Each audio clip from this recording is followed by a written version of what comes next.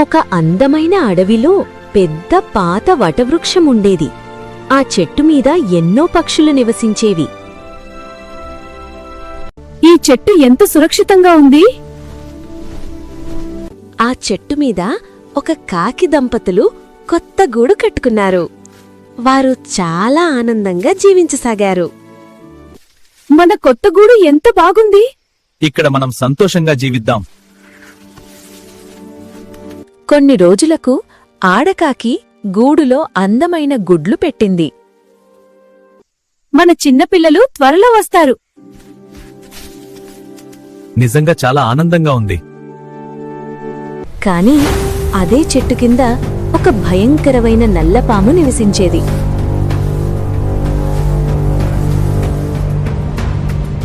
ఒకరోజు కాకులు ఆహారం కోసం బయటకు వెళ్ళినప్పుడు పాము చెట్టెక్కి గూడులోని గుడ్లను తినేసింది. కాకులు తిరిగి వచ్చి గూడు ఖాళీగా చూసి చాలా బాధపడ్డాయి.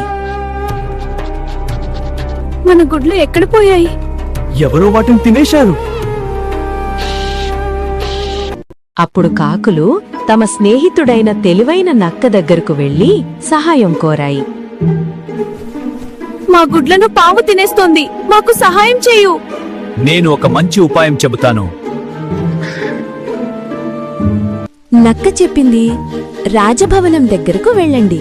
అక్కడ రాణి స్నానం చేసేటప్పుడు తన బంగారు హారం పక్కన పెడుతుంది.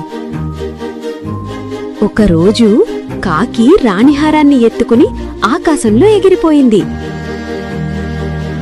కాకి వచ్చి ఆ బంగారు హారాన్ని పాము గుహలో పడేసింది. రాజభటులు హారం కోసం గుహను తవ్వారు. అందులో పాము కనిపించింది.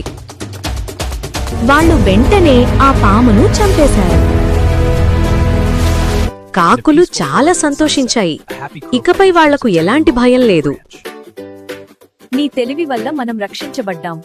మన స్నేహితుడు నక్కకు ధన్యవాదాలు.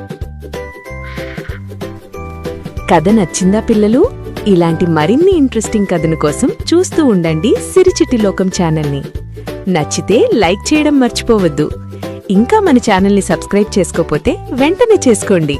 సిరిచిట్టి లోకం కిడ్స్ ఛానల్.